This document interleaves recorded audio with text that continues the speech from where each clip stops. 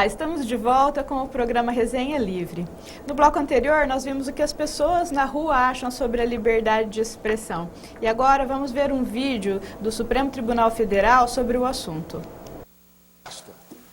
As opiniões que pretendem produzir o ódio racial contra judeus, contra negros, contra homossexuais, devem ou não serem tratadas de forma diferente daquelas opiniões que causam ordinariamente a ofensa com a raiva. Os crimes de ódio não têm a intenção de transmitir ou receber comunicação alguma para qualquer tipo de deliberação. O objetivo seguramente é outro.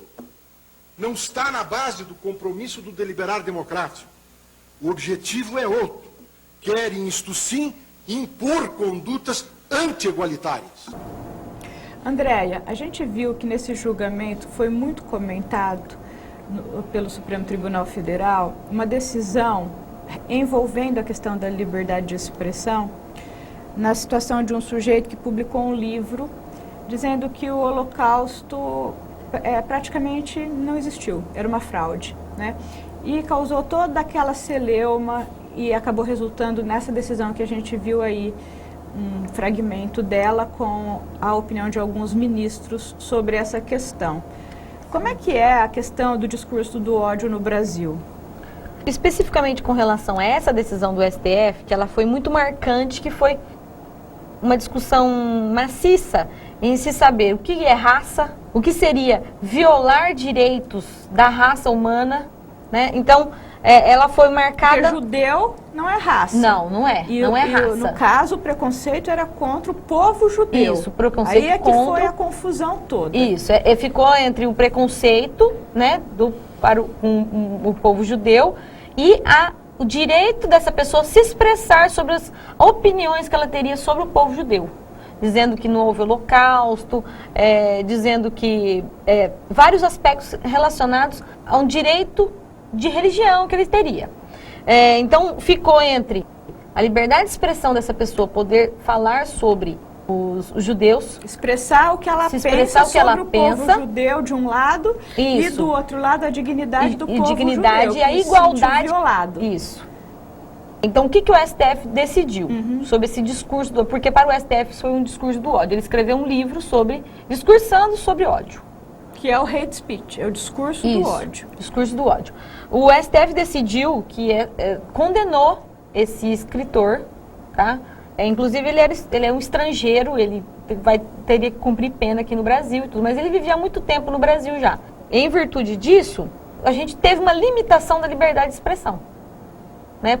Essa decisão é um paradigma. Isso, ela pode ser considerada um paradigma no cenário nacional com relação ao equilíbrio, então, entre a liberdade de expressão e a dignidade. Isso, ou seja, eu não posso escrever e nem falar tudo que eu penso sobre Quer dizer que a liberdade de expressão no Brasil, ela tem que ser sopesada com as demais, com a dignidade, com a igualdade. Sim. Não é como nos Estados Unidos, por exemplo, que a liberdade é o direito mãe. Não, nos Estados Unidos é um pouco diferente. Você tem ampla liberdade para fazer o que você quiser, inclusive falar o que você quiser.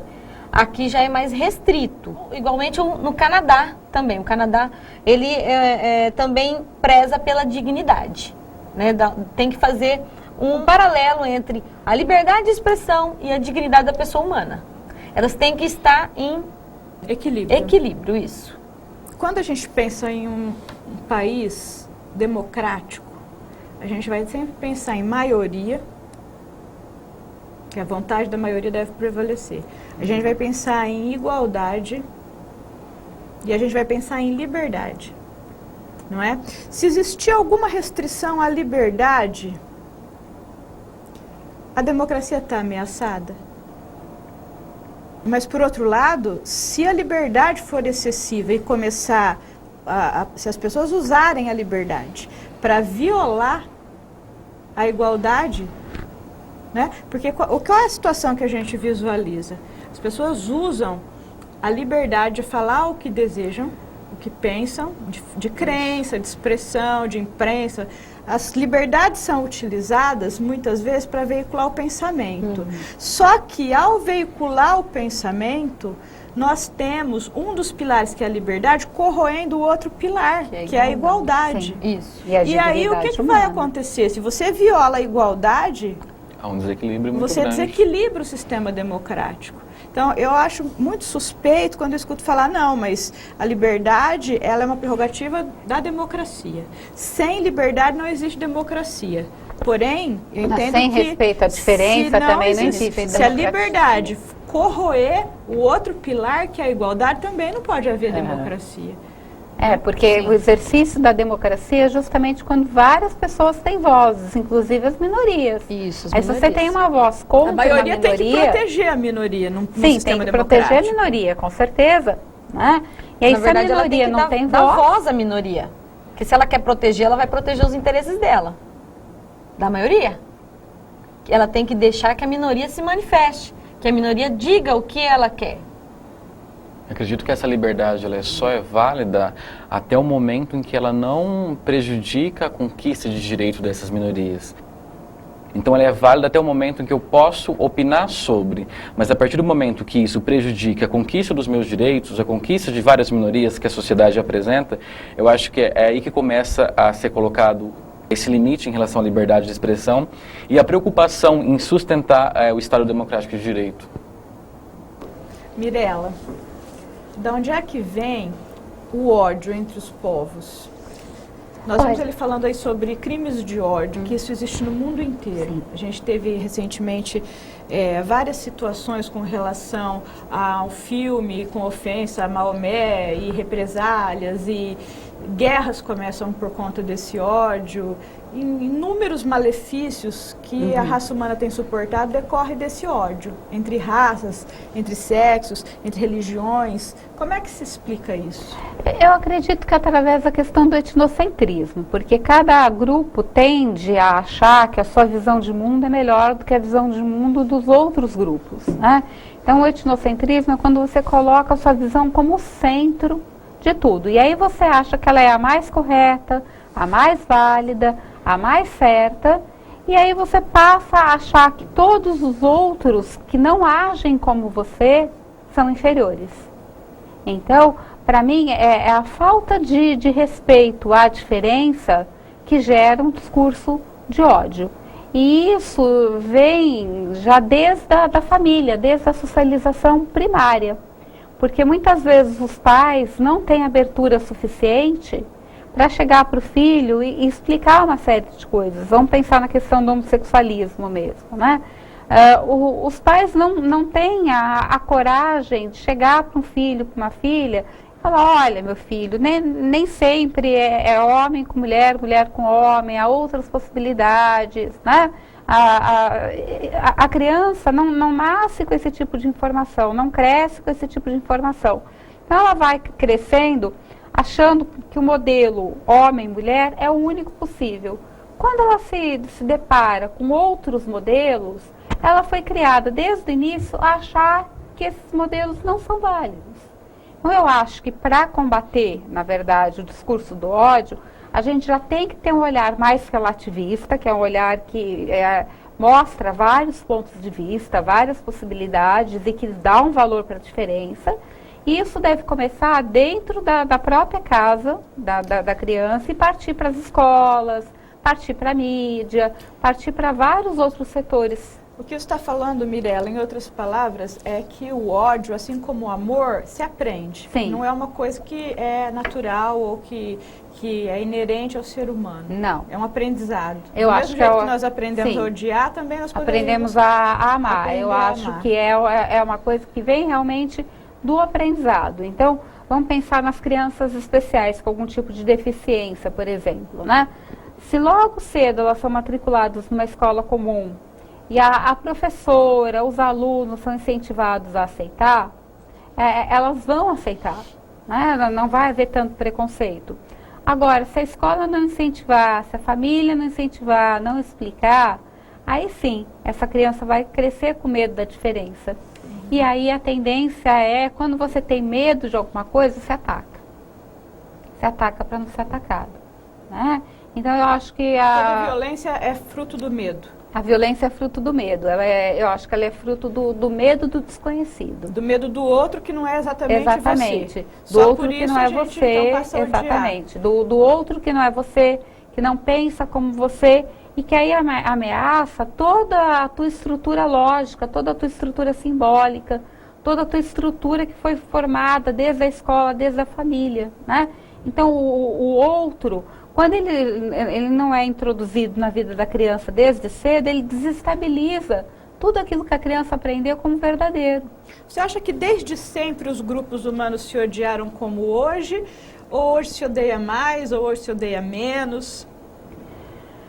Olha, eu não sei, não tenho certeza, mas eu acho que hoje o ódio, hoje eu digo, né, na civilização judaico-cristã, né, o ódio está muito disseminado, né, extremamente disseminado. Não tem ideia nas eras paleolíticas, por exemplo, como é que seria, né? Mas eu acho que hoje em dia o respeito à diferença ele é muito pequeno. Então, é por isso que às vezes os alunos não entendem por que tem que ter sociologia, por que tem que ter antropologia, por que tem que ter filosofia. É porque essas disciplinas resgatam essa outra dimensão do humano. Você acha que mesmo com toda a movimentação que existe hoje, porque hoje a gente tem assim militantes, em quase todos os grupos, a gente tem grupo de feministas, a gente tem o grupo dos homoafetivos, sim, a gente tem o grupo dos negros e todos esses grupos em militância. Mesmo assim, você acha que não está sendo efetivo?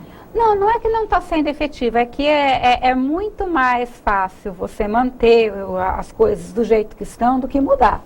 Então, a mudança ela é sempre muito lenta. Então, eu estava conversando com ele nos bastidores, né?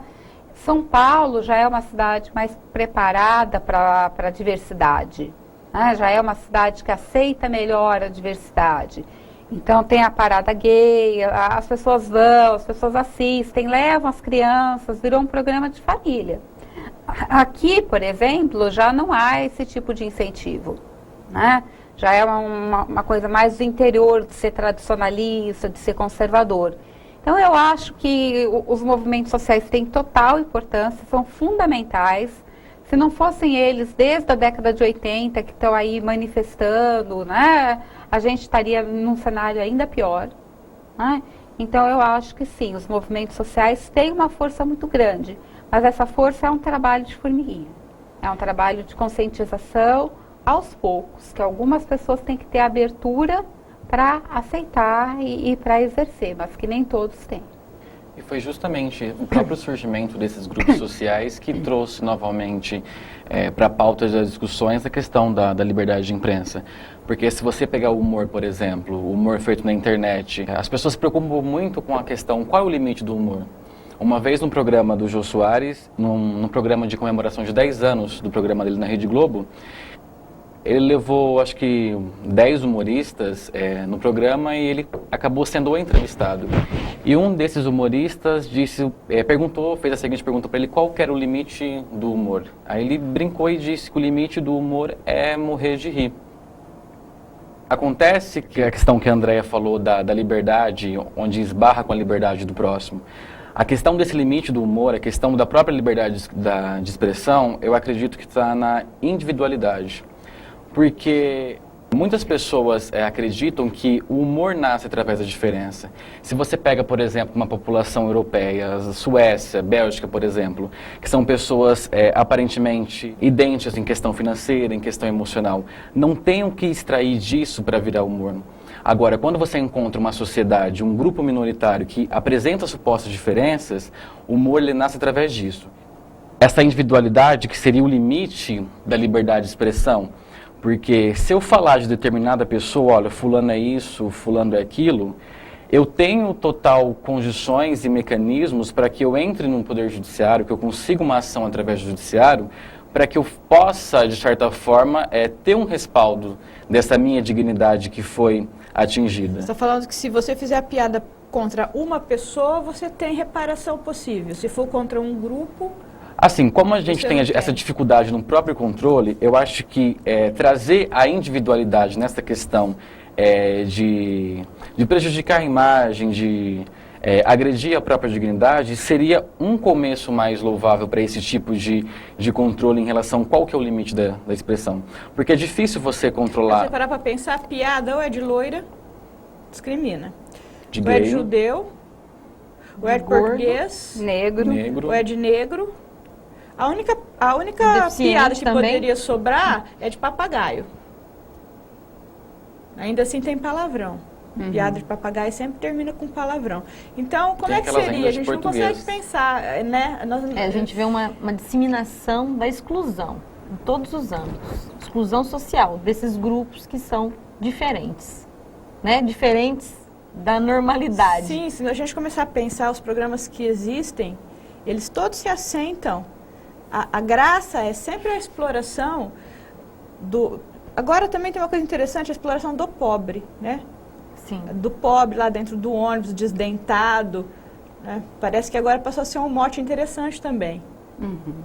Isso. Eu acho que conforme foi tendo as mulheres brigando daqui, os homossexuais dali, foi ficando menor o espaço, então agora eles exploram a pobreza. A dignidade humana, no ponto de vista do pobre, porque parece que não tem quem vai lá reclamar, né? Eu estou reclamando porque está fazendo uma gozação com o pobre, que eu sou pobre e vou reclamar. Você pode observar como hoje tem muito verdade. humor sobre o pobre. Né? Sobre o pobre, consegue alguma coisa na vida e aí então ele fica rico, né? Fica fazendo uma gozação, assim, que agora eu sou rico. Tem muito essa gozação. Retomando o ponto que você falou antes, os pobres não se uniram como movimento social. Não brigaram como Sim. movimento social, como as mulheres, como os negros, como os homossexuais. Quer dizer, então, É difuso, né? Sim, a pobreza é a coisa um pouco mais difusa. As pessoas não se uniram enquanto classe, realmente, né? Para dizer, olha, nós somos uma classe que temos os mesmos direitos que outras classes. Quer dizer, aqui é uma aceitação muito grande da pobreza, né? Não, eu sou pobre, é um país muito católico, muito cristão, né?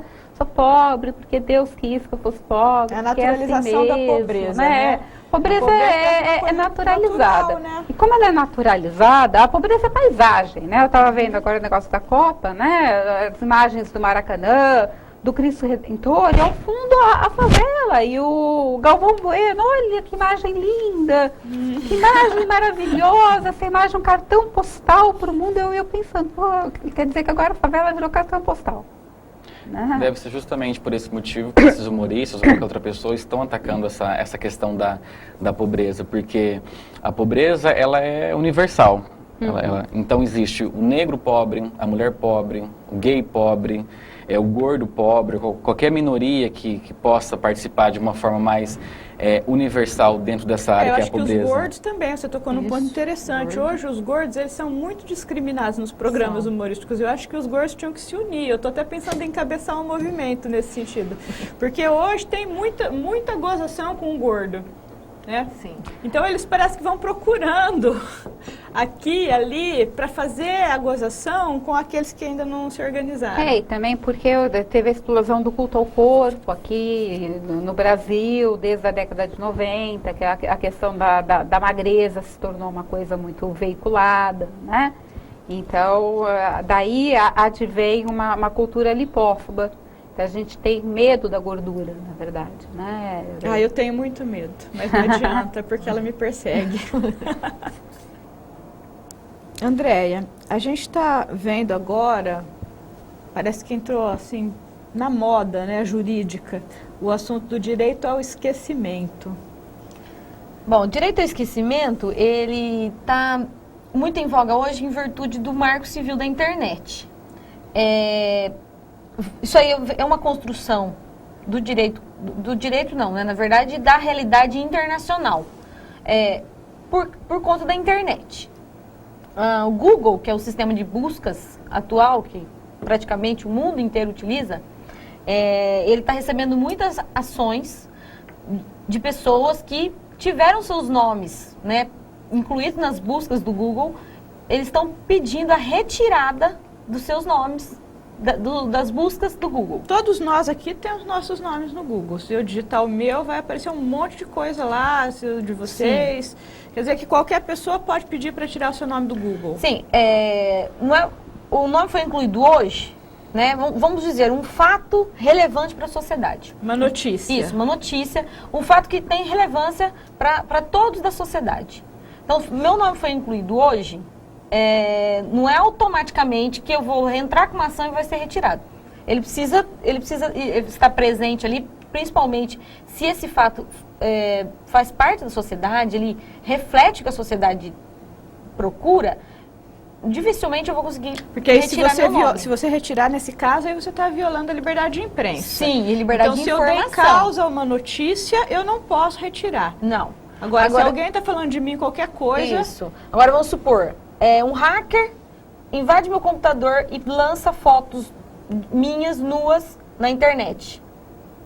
Eu quero... Como aconteceu com a Carolina Dickmann. Isso, como aconteceu com a Carolina Dickmann. Então, o direito ao esquecimento é a possibilidade de você requerer a retirada dessas fotos e do seu nome.